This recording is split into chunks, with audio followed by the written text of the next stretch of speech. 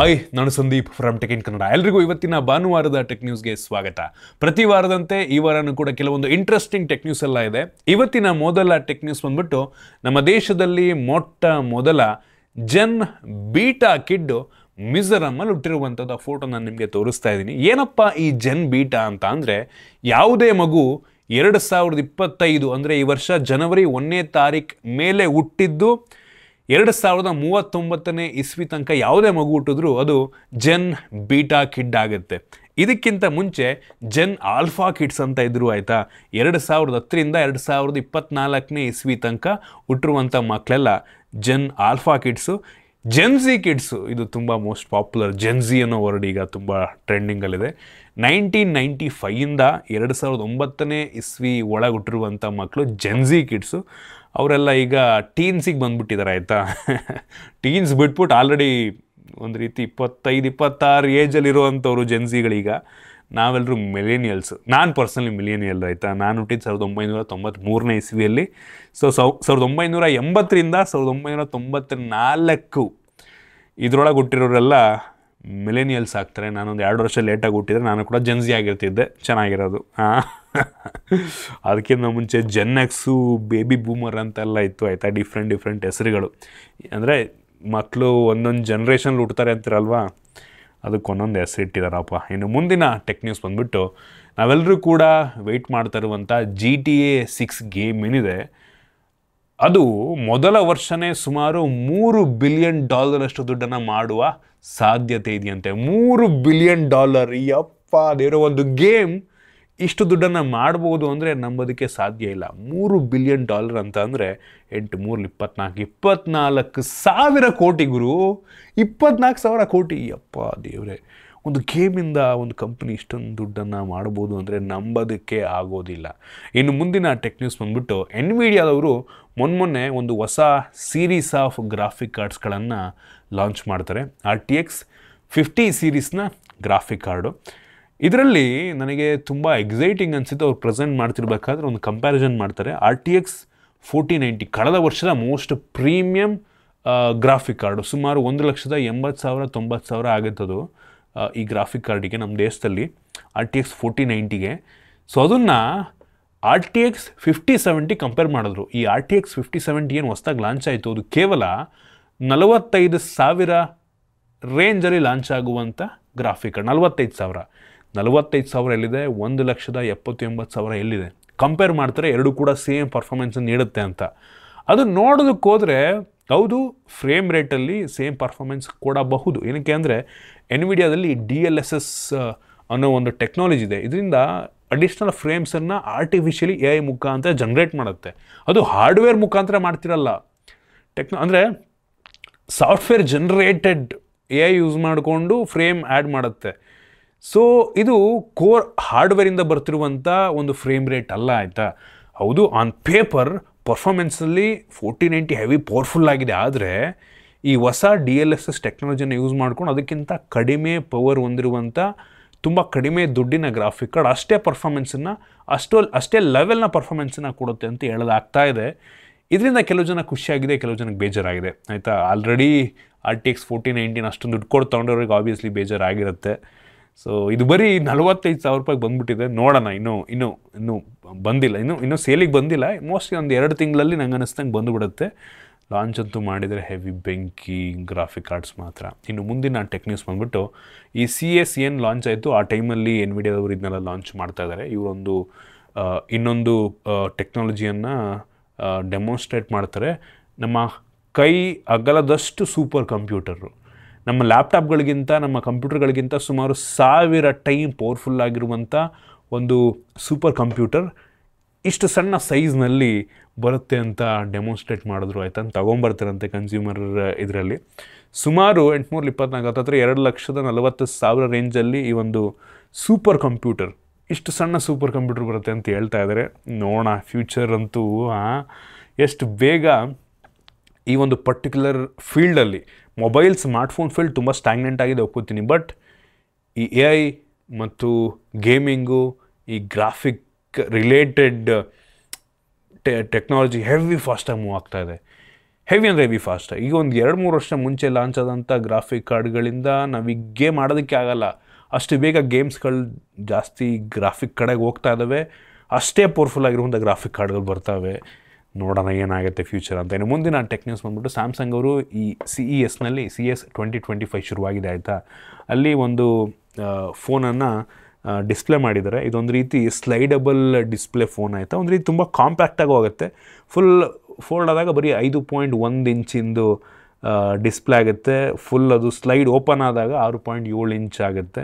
So ಕೆಲವು ಜನಕ್ಕೆ ಯಾರಿಗೆ ತುಂಬ ಕಾಂಪ್ಯಾಕ್ಟ್ ಫೋನ್ ಇಷ್ಟ ಆಗುತ್ತೆ ಅಂಥವ್ರಿಗೆ ಇದು ಯೂಸ್ ಆಗ್ಬೋದು. ನೋಡೋಣ, ಇದು ಗೊತ್ತಿಲ್ಲ ಲಾಂಚ್ ಮಾಡ್ತಾರಾ ಅಥವಾ ಜಸ್ಟ್ ಡಿಸ್ಪ್ಲೇ ಪರ್ಪಸ್ಸಿಗೆ ಇದನ್ನು ಬಿಟ್ಟಿದ್ದಾರಾ ಅಂತ. ಫ್ಯೂಚರಲ್ಲಿ ಒಂದಿನ ಬಂದರೂ ಬರಬಹುದೇನೋ, ಸದ್ಯಕ್ಕಂತೂ ಬರೋ ಸೂಚನೆಗಳು ಕಾಣ್ತಾ ಇಲ್ಲ. ಇನ್ನು ಮುಂದಿನ ಟೆಕ್ ನ್ಯೂಸ್ ಬಂದುಬಿಟ್ಟು ಬ್ಲಿಂಕಿಟ್ನಲ್ಲಿ ನಾವಿನ್ಮೇಲೆ ಲ್ಯಾಪ್ಟಾಪು, ಮಾನಿಟರು, ಪ್ರಿಂಟರ್ನೆಲ್ಲ ಪರ್ಚೇಸ್ ಮಾಡ್ಬೋದಂತೆ. ನೋಡಿ ಒಂದಿನ ಹೆಂಗಾಗುತ್ತೆ ಅಂತ ಅಂದರೆ, ಈವನ್ ಅಮೆಝಾನ್, ಫ್ಲಿಪ್ಕಾರ್ಟ್ ಕೂಡ ಕ್ವಿಕ್ ಕಾಮರ್ಸಿಗೆ ಬರ್ತವೆ. ಆಲ್ರೆಡಿ ಫ್ಲಿಪ್ಕಾರ್ಟ್ ಬಂದುಬಿಟ್ಟಿದೆ ಆಯಿತಾ. ಅಮೆಝಾನ್ ಅವರು ಮೋಸ್ಟ್ಲಿ ಇನ್ನೊಂದು ಇದೇ ಮುಂಚೆ, ಬಟ್ ಅವ್ರು ಇನ್ನೂ ತುಂಬ ಈ ಬ್ಲಿಂಕಿಟ್ ಅವ್ರ ರೀತಿ, ಸ್ವಿಗ್ಗಿ, ಇನ್ಸ್ಟಾಮಾರ್ಟ್ ರೀತಿ ಅಷ್ಟು ಅಡ್ವಾನ್ಸ್ ಆಗಿಲ್ಲ ಅವರು, ಅಂದರೆ ಅಷ್ಟು ಫಾಸ್ಟಾಗಿ ಮಾಡೋಕ್ಕಾಗ್ತಿಲ್ಲ. ಬ್ಲಿಂಕಿಟ್ ಮತ್ತು ಸ್ವಿಗ್ಗಿ ಅವರಂತೂ ಎಷ್ಟು ಫಾಸ್ಟ್ ಡೆಲಿವರಿ ಕೊಡ್ತಾರೆ, ಈವನ್ ಬಿಗ್ ಬಾಸ್ಕೆಟ್ ಕೂಡ ಎಷ್ಟು ಫಾಸ್ಟ್ ಡೆಲಿವರಿ ಕೊಡ್ತಾರೆ ಅಂತ ಅಂದರೆ ಯಪ್ಪ. ಮೆಜಾರಿಟಿ ಜನ ಈಗ ಆನ್ಲೈನಿಂದ ಈ ಕ್ವಿಕ್ ಕಾಮರ್ಸ್ಗಳಿಗೆ ಸ್ವಿಚ್ ಆಗ್ತದೆ. ಈ ಕ್ವಿಕ್ ಕಾಮರ್ಸಲ್ಲಿ ಹೇಳ್ತೀನಲ್ಲ, ಫೋನು ಸಿಗುತ್ತೆ, ಪ್ರಿಂಟರ್ ಸಿಗುತ್ತೆ, ಮಾನಿಟರ್ ಸಿಗುತ್ತೆ, ಆಲ್ಮೋಸ್ಟ್ ಅವಶ್ಯಕತೆ ಇರುವಂಥ ಬೇಸಿಕ್ ನೀಡ್ಸ್ ಎಲ್ಲ ಸಿಗ್ತಾ ಇದೆ. ಹೆವಿ ಇಂಟ್ರೆಸ್ಟಿಂಗ್ ಅಂತ ಅನ್ನಿಸ್ತು ನನಗೆ. ನೋಡೋಣ ಏನಾಗುತ್ತೆ ಅಂತ.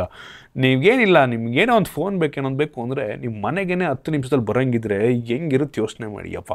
ಇನ್ನು ಮುಂದಿನ ಟೆಕ್ ನ್ಯೂಸ್ ಬಂದುಬಿಟ್ಟು ವೋಡಾಫೋನ್ ಅವರು ಫೈನಲಿ 5G ಅಂತ ತಗೋಬತ್ತವ್ರೆ. ಬೆಂಗಳೂರಿನಲ್ಲೂ ಕೂಡ ಕೆಲವೊಂದು ಜಾಗಗಳು ಟೆಸ್ಟ್ ಆಗ್ತಾಯಿದೆ. ಕೆಲವೇ ದಿನಗಳಲ್ಲಿ 5G ಎಲ್ಲ ಕಡೆ ಬರುತ್ತಂತೆ.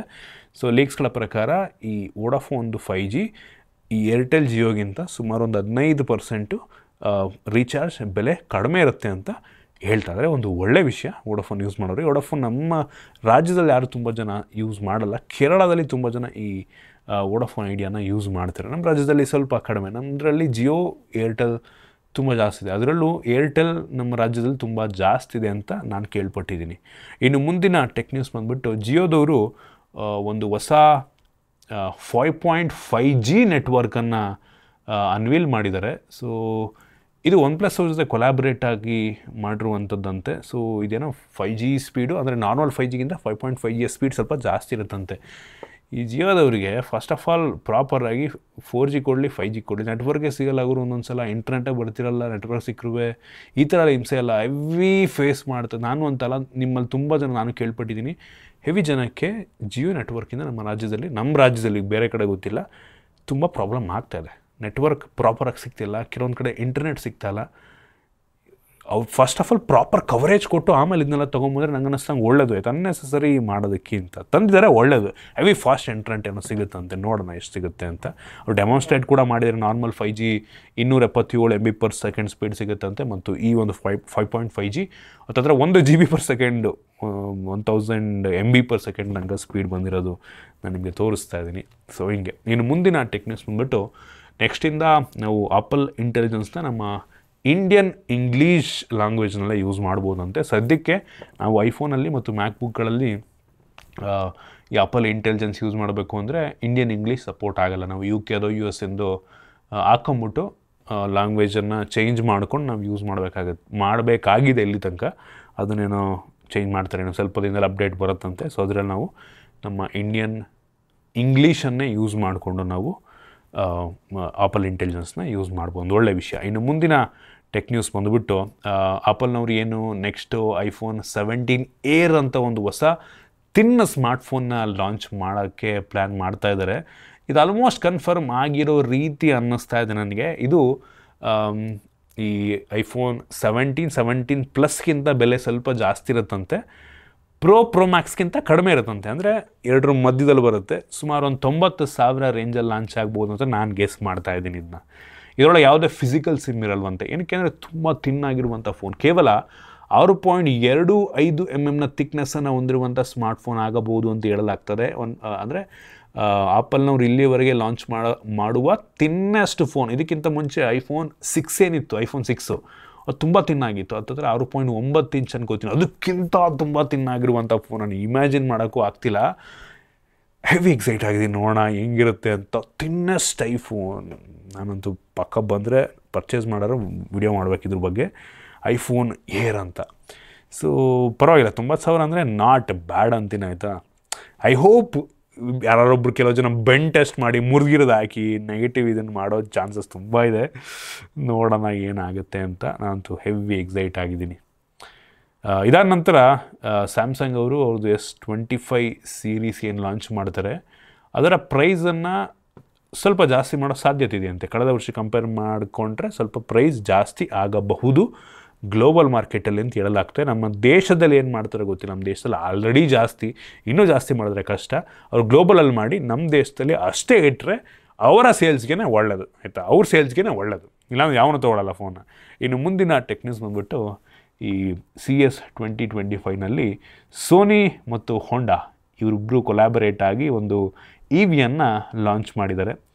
ಸೊ ಅಫೀಲಾ ಅಂತ ನೋಡ್ತಾ ಇದ್ದೀರಾ, ಅಫೀಲಾ 1 ಆರಿಜಿನ್, ಅಫೀಲಾ 1 ಸಿಗ್ನೇಚರ್ ಅಂತ.